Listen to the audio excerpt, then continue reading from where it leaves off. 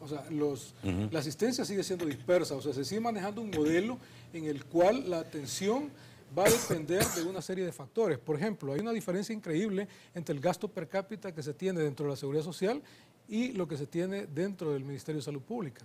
Ya eso marca una desigualdad, ya ahí hay una diferencia bastante categórica en términos de calidad de asistencia entre un sector y otro.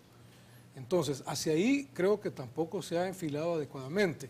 Ahora, también pasa por otra situación. En este momento hay algunos programas, digamos, que todavía empiezan a vislumbrarse y que no han tenido el adecuado manejo de negociación con los diferentes sectores. Por ejemplo, solo lo comento, en el caso, por ejemplo, del Colegio Médico, hemos tenido, digamos, en los últimos días la oportunidad de discutir algunos temas en concreto, por decir algo, aspectos de reforma fiscal que afectan de manera directa al gremio, aspectos relacionados con la ley de medicamentos, en que creemos que también debemos estar participando de manera más directa porque somos los técnicos. Y no se está participando. No se está participando. Doctor Gómez, obviamente el Hospital Rosales es un ejemplo, un símbolo de lo que puede ser la salud en El Salvador, el mejoramiento no la salud en El Salvador. Ustedes hace poco hicieron una conferencia de prensa donde realmente el diagnóstico es bastante negativo. Mire, personalmente creo que después de 8 meses, yo soy de los salvadoreños que puede decir estoy desencantado de todo esto. El 15 de marzo fui a votar con un gran entusiasmo. El 1 de junio oí un discurso que ya tuve mis reservas. Pero en la práctica, lo que nosotros hemos recibido es exclusión. No se nos ha respetado ciertas condiciones de profesionales dentro del Hospital Rosales. Hemos recibido actitudes autoritarias, arbitrarias, arrogantes y sobre todo exclusivas. Desde marzo nosotros hemos tratado de comunicarnos, le voy a decir bien claro, con el partido FMLN, con los señores amigos de Mauricio y luego con la parte del Ministerio de Salud y nunca obtuvimos ninguna respuesta. Sobre todo en la parte que personalmente y como a muchos colegas nos pareció una actitud verdaderamente grave que entre el mes de agosto y el mes de septiembre nos pusieran el punto fijo en las clínicas.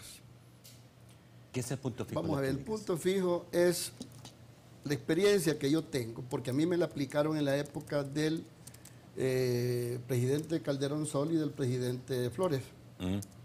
Llega un agente del Ministerio de Hacienda y se sienta desde el momento que uno abre su clínica hasta que la cierra. Entonces él está observando todo el proceso, qué pacientes entran y todo ese fenómeno. Eso es una fiscalización, a mis ojos, bastante brutal. ¿Por qué? Porque obviamente todos sabemos que ha habido evasión en el gremio médico. O sea, se ha habido... Mire, no, vaya, yo le voy a decir una cosa. Vamos a ver. Ha habido evasión en muchos sectores, pero en el médico ha habido evasión. No, esas cosas no están probadas, licenciado. Pero si uno es usuario de acuerdo, los médicos, pero entonces, mire, si el Ministerio de Hacienda tiene la certeza de que fulano de tal evade, ¿por qué no lo sanciona? Y se toma un ejemplo. Pero en la época de Calderón Sol y del presidente Flores, se ponía el punto fijo por hostigamiento. Entonces, a mí, cuando me ponen el punto fijo, solo recordé, Dios mío, ¿dónde estamos? ¿Dónde hemos caído? Agosto y septiembre con el punto fijo, el Ministerio de Hacienda. ¿Usted lo interpreta eso como una persecución? Acto de agresión, no, un acto de agresión. ¿Agresión a usted o a todo el gremio médico? Al gremio. Porque si hay colegas que evaden, pues yo mismo les decía a los jóvenes que estaban ahí, ¿y por qué no después de esto se saca un informe que creo que sería lo mejor? Como hemos se lo pedido muchas veces en las Cortes de Cuentas, cuando hacen auditoría en los hospitales, que den un informe, porque no estoy obligado a saber. Si yo he violentado la ley, que me apliquen la ley. Entonces, incluso... La doctora Isabel Rodríguez también en este programa hablaba de que no se cumplían las horas de trabajo. Vaya, mire, está bien. Si yo le digo, el punto es, cada quien tiene su verdad. Pero eso por ejemplo, verdad, sí, ¿no? le voy a contar. Si ponemos precio al trabajo que uno tiene, y le voy a decir, yo gano $1000 por 4 horas de trabajo. Y hay veces que uno pasa metido en un quirófano más de 6 horas y nadie le va a decir una palmadita aquí, qué buenos sos vos, muchacho. Vemos patologías que en este país solo en el Hospital Rosales y nosotros las podemos atender, y lo digo sin soberbia. Entonces estamos mal pagados, y si agregamos, y esto es un reclamo a un partido FMLN, reclamo a médicos que están dentro de la Asamblea Legislativa, que son como 7 o 8, no tuvieron la cortesía de poder recibirnos. ¿Entiendes? ¿Por qué? Pues fíjese que nosotros mandamos al comisionado, a la comisión política del FMLN. No hemos tenido ninguna respuesta.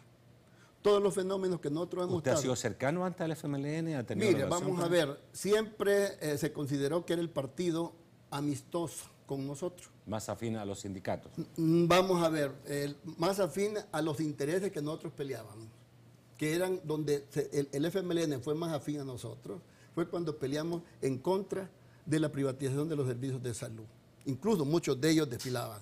Si lo hacían por convicción o lo hacían por interés político, otra historia, pero nos hacían la UPA en la marcha, ¿verdad?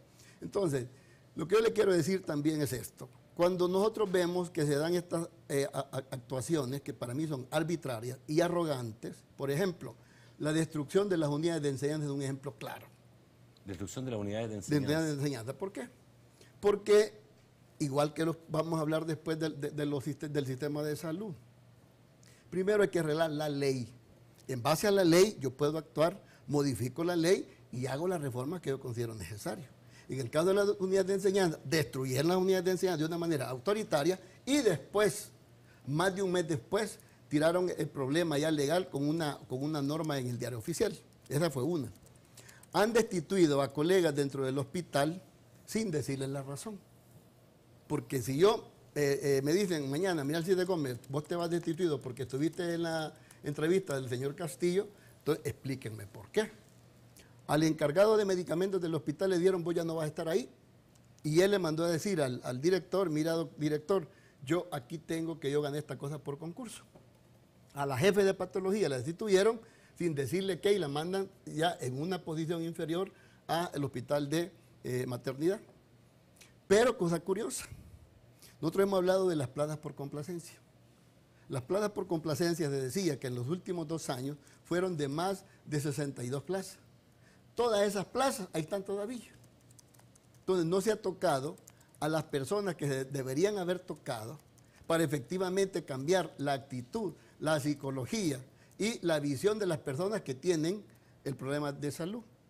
Por eso cuando yo oigo hablar de que se está cambiando la actitud y todo un montón de cosas, es entre poesía y paz.